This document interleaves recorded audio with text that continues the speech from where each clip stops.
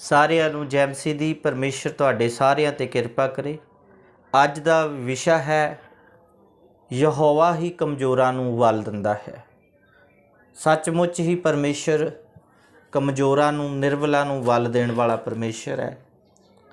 ਹੋ ਸਕਦਾ ਵੀ ਅਸੀਂ ਸਰੀਰਕ ਹਾਲਤ ਵਿੱਚ ਬਹੁਤ ਕਮਜ਼ੋਰ ਹੋਈਏ, ਪਰ ਜੇਕਰ ਸਾਡਾ ਪਰਮੇਸ਼ਰ ਦੇ ਨਾਲ ਚੰਗਾ ਰਿਸ਼ਤਾ ਆ, ਚੰਗਾ ਪਰਮੇਸ਼ਰ ਦੇ ਨਾਲ ਸਾਡਾ ਗਹਿਰਾ ਰਿਸ਼ਤਾ ਆ, ਅਤੇ ਉਹ ਸਮੇਂ-ਸਮੇਂ 'ਤੇ ਸਾਨੂੰ ਹਰ ਇੱਕ ਕੰਮ ਦੇ ਲਈ ਵੱਲ ਦਿੰਦਾ ਹੈ, ਆਪਣੀ ਤਾਕਤ ਦਿੰਦਾ ਹੈ। ਮੇਰੇ ਭਾਈ ਭੈਣੋ, ਅੱਜ ਚੰਦ ਮਿੰਟ, ਚੰਦ ਘੜੀਆਂ ਸਰਵਸ਼ਕਤੀਮਾਨ ਪਰਮੇਸ਼ਰ ਦੀ ਬਾਣੀ ਦੇ ਵਿੱਚੋਂ ਸਿੱਖਾਂਗੇ ਔਰ ਪਰਮੇਸ਼ਰ ਦੇ ਵਚਨ ਦੇ ਉੱਤੇ ਧਿਆਨ ਕਰਾਂਗੇ। ਆਓ ਅਸੀਂ ਸਰਵਸ਼ਕਤੀਮਾਨ ਪਰਮੇਸ਼ਰ ਦੀ ਪਵਿੱਤਰ ਬਾਣੀ ਦੇ ਵਿੱਚੋਂ ਪੜ੍ਹਾਂਗੇ ਔਰ ਕੁਝ ਗੱਲਾਂ ਨੂੰ ਧਿਆਨ ਦੇ ਨਾਲ ਵੇਖਾਂਗੇ। ਪਹਿਲਾ ਕੁਰੰਥੀਆ ਉਸ ਦਾ 1 ਅਧਿਆਏ ਉਸ ਦੇ 27 ਵਚਨ ਨੂੰ ਜਦੋਂ ਪੜ੍ਹਦੇ ਹਾਂ, ਉੱਥੇ ਲਿਖਿਆ, ਸਗੋਂ ਸੰਸਾਰ ਦੇ ਮੂਰਖਾਂ ਨੂੰ ਪਰਮੇਸ਼ਰ ਨੇ ਚੁਣ ਲਿਆ ਵੀ ਬੁੱਧਵਾਨਾਂ ਨੂੰ ਲੱਜਿਆਵਾਨ ਕਰੇ, ਅਤੇ ਸੰਸਾਰ ਦੇ ਨਿਰਬਲਾਂ ਨੂੰ ਪਰਮੇਸ਼ਰ ਨੇ ਚੁਣ ਲਿਆ ਵੀ ਬਲਵਾਨਾਂ ਨੂੰ ਲੱਜਿਆਵਾਨ ਕਰੇ। ਮੇਰੇ ਭਾਈ ਭੈਣੋ, ਪ੍ਰਭੂ ਦੀ ਬਾਣੀ 'ਚ ਲਿਖਿਆ ਕਿ ਪਰਮੇਸ਼ਰ ਨੇ ਸੰਸਾਰ ਦੇ ਮੂਰਖ ਲੋਕਾਂ ਨੂੰ ਚੁਣਿਆ, ਕੋਈ ਬੁੱਧੀਮਾਨਾਂ ਦੀ ਮੰਗ ਨਹੀਂ ਕੀਤੀ, ਬਲਕਿ ਮੂਰਖਾਂ ਨੂੰ ਚੁਣਿਆ ਵੀ ਉਹ ਵੱਡੇ ਵੱਡੇ ਵਿਦਵਾਨਾਂ ਨੂੰ, ਬੁੱਧਵਾਨਾਂ ਨੂੰ ਵੀ ਉਹ ਲੱਜਿਆਵਾਨ ਕਰ ਸਕਣ। ਇਸੇ ਲਈ ਪਰਮੇਸ਼ਰ ਦਾ ਵਚਨ ਕਹਿੰਦਾ, ਉਹਨੇ ਕਮਜ਼ੋਰਾਂ ਅਤੇ ਨਿਰਬਲਾਂ ਨੂੰ ਚੁਣਿਆ ਵੀ ਉਹ ਬਲਵਾਨਾਂ ਨੂੰ ਲੱਜਿਆਵਾਨ ਕਰ ਸਕਣ। ਔਰ ਚੰਦ ਮਿੰਟ ਅਸੀਂ ਧਿਆਨ ਦੇਣਾ ਔਰ ਚੰਦ ਮਿੰਟ ਅਸੀਂ ਰੱਬ ਦੀ ਬਾਣੀ ਦੇ ਵਿੱਚੋਂ ਵੇਖਣਾ ਆ ਕਿ ਕਿਸ ਤਰ੍ਹਾਂ ਸਰਵਸ਼ਕਤੀਮਾਨ ਪਰਮੇਸ਼ਰ ਆਪਣੇ ਕੰਮਾਂ ਨੂੰ ਪ੍ਰਗਟ ਕਰਦਾ, ਕਿਸ ਤਰ੍ਹਾਂ ਪਰਮੇਸ਼ਰ ਆਪਣੀ ਦਇਆ ਨੂੰ ਸਾਡੇ 'ਤੇ ਪ੍ਰਗਟ ਕਰਦਾ, ਕਿਸ ਤਰ੍ਹਾਂ ਸਾਡੇ ਜੀਵਨ ਵਿੱਚ ਆਪਣੀਆਂ ਰਹਿਮਤਾਂ ਨੂੰ ਪ੍ਰਗਟ ਕਰਦਾ ਹੈ। ਚੰਦ ਮਿੰਟ ਧਿਆਨ ਦੇਣਾ। ਅਸੀਂ ਅੱਜ ਟੌਪਿਕ ਕਰ ਰਹੇ ਹਾਂ, ਅੱਜ ਟੌਪਿਕ ਨੂੰ ਵੇਖ ਰਹੇ ਹਾਂ। ਅਸੀਂ ਇਸ ਟੌਪਿਕ ਦੇ ਉੱਤੇ ਅੱਜ ਗੱਲਬਾਤ ਕਰਾਂਗੇ ਕਿ ਪਰਮੇਸ਼ਰ ਨੇ ਜਗਤ ਦੇ ਮੂਰਖਾਂ ਨੂੰ ਚੁਣਿਆ, ਪਰਮੇਸ਼ਰ ਨੇ ਨਿਰਬਲਾਂ ਨੂੰ ਚੁਣਿਆ, ਕਮਜ਼ੋਰਾਂ ਨੂੰ ਚੁਣਿਆ।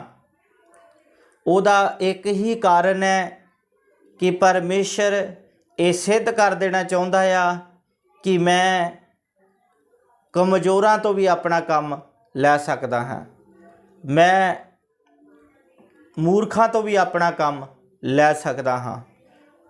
ਮੇਰੇ ਭਾਈ ਭੈਣੋ, ਅੱਜ ਸਾਡੇ ਲਈ ਸਭ ਤੋਂ ਜ਼ਿਆਦਾ ਜ਼ਰੂਰੀ ਹੈ ਕਿ ਅਸੀਂ ਇੱਕ ਪਰਮੇਸ਼ਰ ਦੇ ਨਾਲ ਐਸਾ ਰਿਸ਼ਤਾ ਗੰਢੀਏ ਤਾਂ ਕਿ ਪਰਮੇਸ਼ਰ ਸਾਨੂੰ ਵੀ ਸਮੇਂ-ਸਮੇਂ ਦੇ ਨਾਲ ਆਪਣੇ ਕੰਮ ਦੇ ਲਈ ਇਸਤੇਮਾਲ ਕਰੇ। ਔਰ ਕਮਜ਼ੋਰਾਂ ਨੂੰ ਇਸ ਲਈ ਚੁਣਿਆ ਭਈ ਕੋਈ ਬੰਦਾ ਇਹ ਨਾ ਸੋਚੇ ਕਿ ਮੈਂ ਆਪਣੀ ਸ਼ਕਤੀ ਨਾਲ, ਮੈਂ ਆਪਣੇ ਬਲ ਦੇ ਨਾਲ, ਮੈਂ ਆਪਣੀ ਅਕਲ ਅਤੇ ਸਮਝ ਦੇ ਨਾਲ ਕੰਮ ਕਰਦਾ ਹਾਂ। ਪਰਮੇਸ਼ਰ ਨੇ ਕਮਜ਼ੋਰਾਂ ਨੂੰ ਚੁਣਿਆ ਤਾਂ ਕਿ ਸਭ ਲੋਕ ਜਾਣਨ ਵੀ ਇਹਨਾਂ ਦੇ ਪਿੱਛੇ ਇਹਨਾਂ ਦਾ ਪਰਮੇਸ਼ਰ ਬਹੁਤ ਮਹਾਨ ਹੈ। ਮੂਰਖਾਂ ਨੂੰ ਇਸ ਲਈ ਚੁਣਿਆ ਕਿ ਬਹੁਤ ਸਾਰੇ ਬੁੱਧੀਸ਼ਾਲੀ ਲੋਕ ਇਹ ਜਾਣ ਸਕਣ ਕਿ ਇਹ ਜਿਸ ਪਰਮੇਸ਼ਰ ਦੀ ਭਗਤੀ ਕਰਦੇ ਆ, ਇਹਨਾਂ ਦਾ ਪਰਮੇਸ਼ਰ ਬਹੁਤ ਮਹਾਨ ਹੈ। ਮੇਰੇ ਭਾਈ ਭੈਣੋ, ਅੱਜ ਸਾਡੇ ਲਈ ਸਭ ਤੋਂ ਜ਼ਿਆਦਾ ਜ਼ਰੂਰੀ ਗੱਲ ਇਹ ਹੈ ਕਿ ਅਸੀਂ ਉਸ ਪਰਮੇਸ਼ਰ ਨਾਲ ਰਿਸ਼ਤਾ ਗੰਢੀਏ ਜਿਹੜਾ ਸਾਨੂੰ ਸਮੇਂ-ਸਮੇਂ 'ਤੇ ਬਲ ਦਿੰਦਾ ਆ, ਸਮੇਂ-ਸਮੇਂ 'ਤੇ ਸਮਝ ਦਿੰਦਾ ਆ ਅਤੇ ਸਮੇਂ-ਸਮੇਂ 'ਤੇ ਆਪਣੇ ਕੰਮਾਂ ਨੂੰ ਪ੍ਰਗਟ ਕਰਦਾ ਹੈ। ਜਿਵੇਂ ਅਸੀਂ ਦਾਊਦ ਦੇ ਜੀਵਨ ਦੇ ਬਾਰੇ ਜਾਣਦੇ ਹਾਂ ਕਿ ਦਾਊਦ ਇੱਕ ਭੇਡਾਂ ਅਤੇ ਬੱਕਰੀਆਂ ਚਾਰਨ ਵਾਲਾ ਮਨੁੱਖ ਸੀ। ਪਰਮੇਸ਼ਰ ਨੇ ਦਾਊਦ ਨੂੰ ਆਪਣੇ ਕੰਮ ਲਈ ਚੁਣਿਆ, ਪਰਮੇਸ਼ਰ ਨੇ ਦਾਊਦ ਤੋਂ ਆਪਣਾ ਕੰਮ ਲਿਆ। ਉਹ ਭੇਡਾਂ ਬੱਕਰੀਆਂ ਚਾਰਨ ਵਾਲਾ ਮਨੁੱਖ, ਨਾ ਤਾਂ ਕੋਈ ਉਹਨੂੰ ਅਸੀਂ ਬੁੱਧੀਮਾਨ ਕਹਿ ਸਕਦੇ ਹਾਂ ਅਤੇ ਨਾ ਕੋਈ ਉਹਨੂੰ ਜ਼ਿਆਦਾ ਬਲਵਾਨ ਕਹਿ ਸਕਦੇ ਹਾਂ, ਕਿਉਂਕਿ ਨਾ ਉਹ ਕੋਈ ਸੂਰਬੀਰ ਯੋਧਾ ਸੀਗਾ ਅਤੇ ਨਾ ਹੀ ਉਹ ਕੋਈ ਸਿਪਾਹੀ ਸੀਗਾ, ਨਾ ਕੋਈ ਕਿਸੇ ਫੌਜ ਦਾ ਅਧਿਕਾਰੀ ਸੀਗਾ, ਬਲਕਿ ਦਾਊਦ ਜਿਹੜਾ ਭੇਡਾਂ ਅਤੇ ਬੱਕਰੀਆਂ ਚਾਰਨ ਵਾਲਾ ਮਨੁੱਖ ਸੀਗਾ।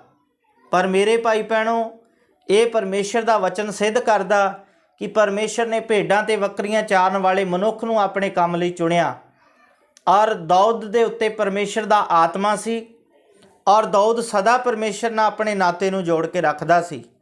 बाइबल दसदी है कि दाऊद परमेश्वर दे भै विच रहिंदा आ ते दाऊद परमेश्वर दी अगुवाई दे विच चलदा आ।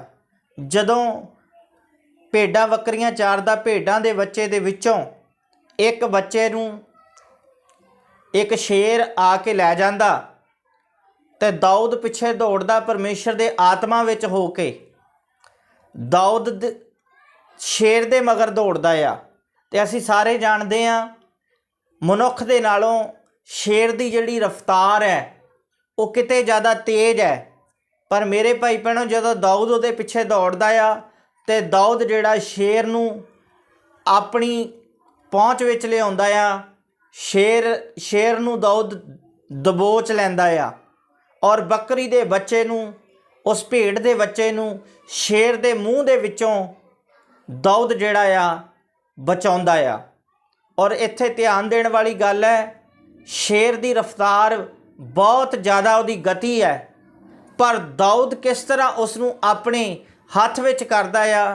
इहदा यही कारण है भई दाऊद ते जद यहोवा दा आत्मा आया, जद दाऊद यहोवा दे आत्मा विच होया ते उहदे कोल यहोवा दा बल सीगा, उहदे कोल परमेश्वर दा बल सी, उहदे कोल प्रभु दा बल सी, जिहदे कारण दाऊद ने शेर नूं अपने हत्थ विच कीता।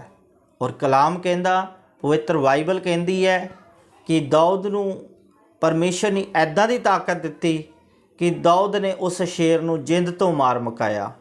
दाऊद ने उस शेर नूं बिल्कुल ख़त्म कर दिता कि तां कि जिहड़ा हर मनुख जान लवे कि इजराइल दा परमेश्वर महान है।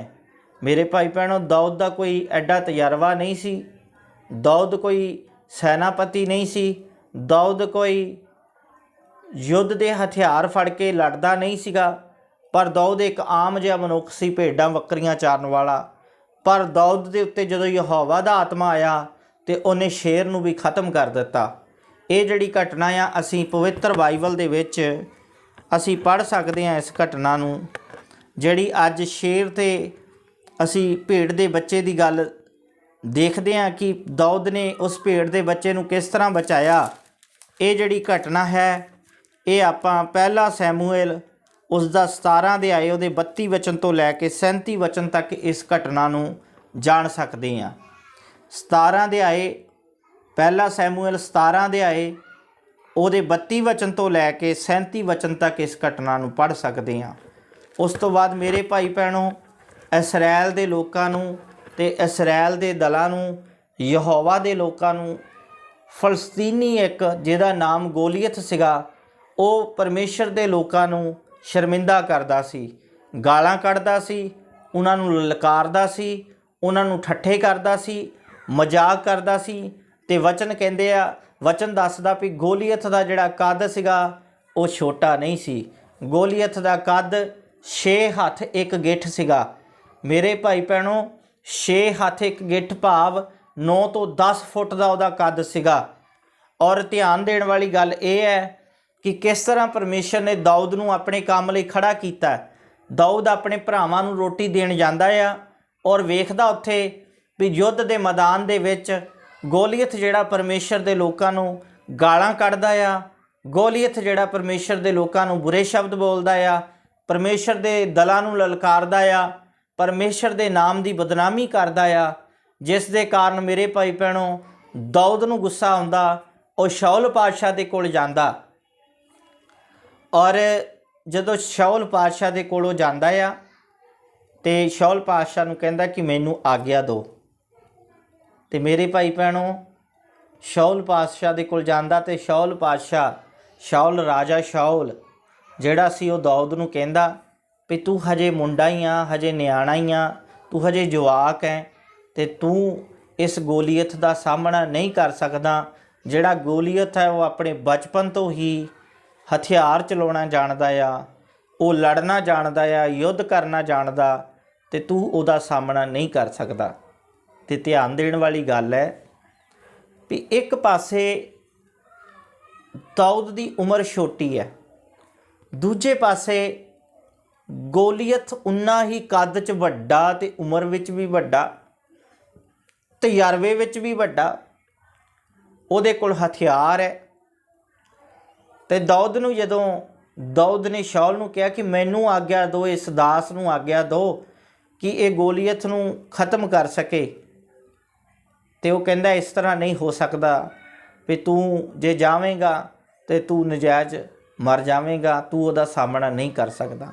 ਅਤੇ ਫਿਰ ਦਾਊਦ ਜਿਹੜਾ ਸ਼ਾਉਲ ਨੂੰ ਕਹਿੰਦਾ ਆ ਵੀ ਇੱਕ ਦਿਨ ਜਦੋਂ ਮੈਂ ਆਪਣੇ ਬਾਪ ਦੀਆਂ ਭੇਡਾਂ ਦੀ ਰਾਖੀ ਕਰਦਾ ਸੀ ਅਤੇ ਇੱਕ ਸ਼ੇਰ ਅਤੇ ਰੇਛ ਆਇਆ, ਅਤੇ ਸ਼ੇਰ ਮੇਰੇ ਝੁੰਡ ਦੇ ਵਿੱਚੋਂ ਇੱਕ ਛੋਟੇ ਬੱਚੇ ਨੂੰ, ਭੇਡ ਦੇ ਬੱਚੇ ਨੂੰ ਲੈ ਕੇ ਚਲਾ ਗਿਆ, ਅਤੇ ਮੈਂ ਪ੍ਰਭੂ ਦੇ ਆਤਮਾ ਵਿੱਚ ਉਸ ਦਾ ਸਾਹਮਣਾ ਕੀਤਾ ਅਤੇ ਉਸ ਨੂੰ ਛੁਡਾ ਕੇ ਵਾਪਸ ਲਿਆਉਂਦਾ।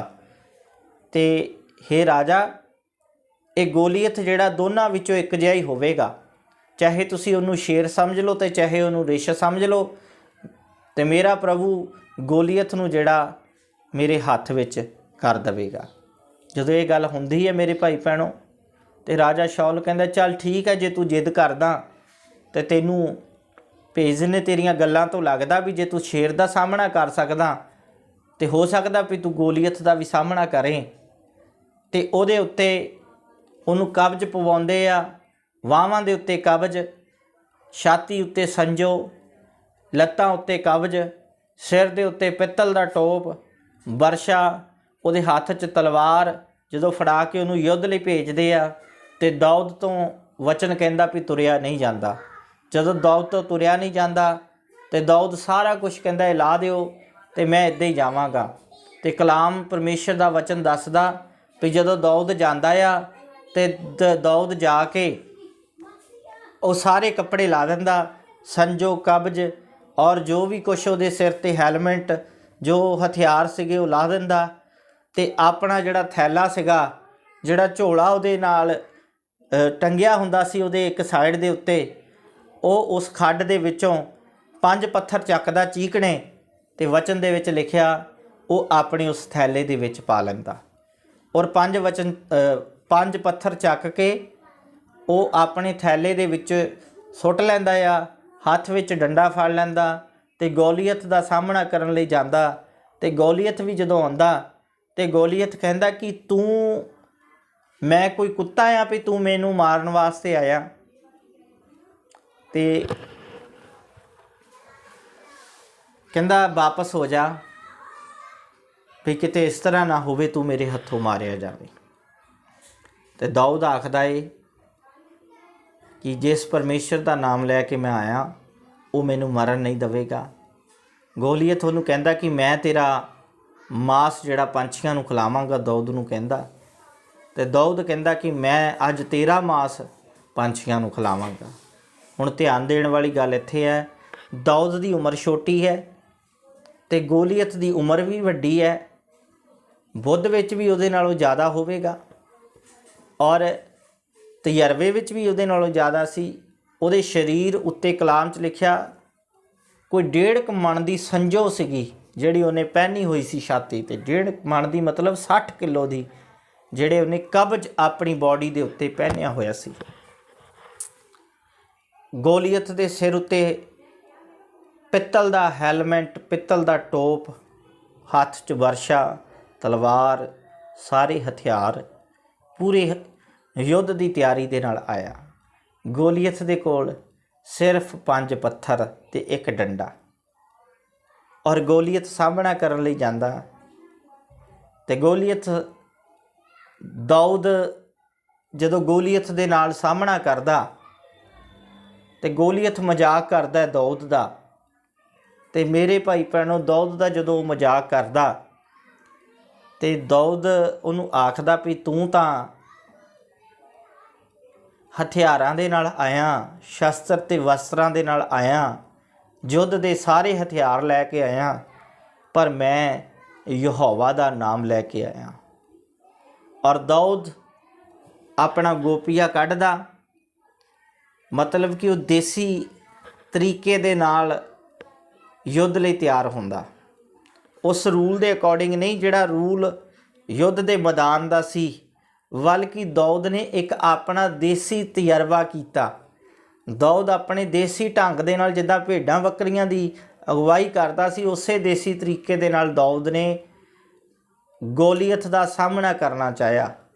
गोपिया कढ़िया, गोपीए दे विच उस थैले दे विचों एक पत्थर कढ़िया और पत्थर कढ़ के जदों घुमा के मारिया तो पत्थर जिहड़ा गोलीयत दे सीधे मत्थे दे विच जाके वज्जा।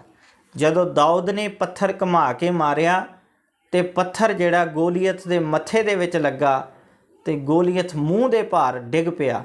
वो गोलीयत जिहड़ा 10 फुट के कद दे तकरीबन सीगा, वो गोलीयत जिहदे कोल सारे युद्ध के हथियार सीगे, वो गोलीयत जिहदे नाल कोई मनुख मुकाबला नहीं सी कर सकदा, एक पत्थर दे नाल दाऊद दे एक निशाने दे नाल जिहड़ा गोलीयत मूँह दे भार डिग पिया थले।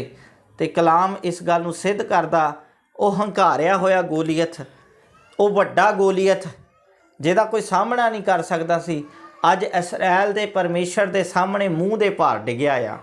ते दाऊद भज्जिया, भज के गोलीयत उत्ते बैठ गया तो ओदी तलवार खिंच के ओदा सिर जिहड़ा ओदे धड़ तो वखरा कर दिता।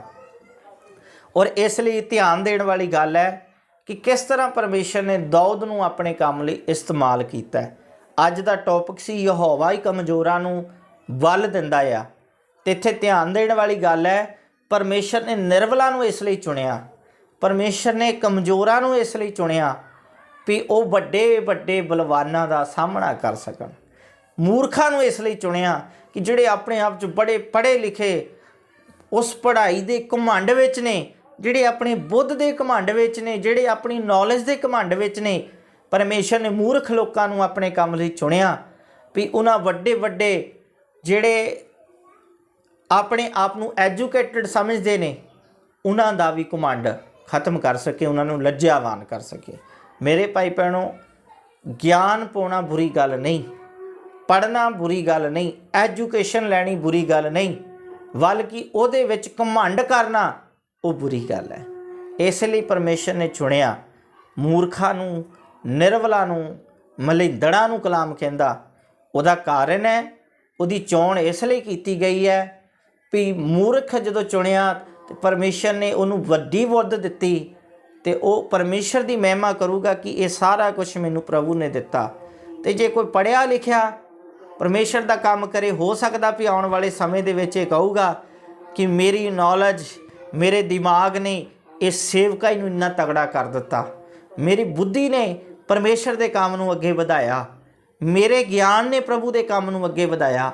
हो सकता आ भी वो अपनी बुद्ध उत्ते घमंड कर लवे। इसलिए प्रभु कहंदा मैं मूर्खां नूं चुनिया।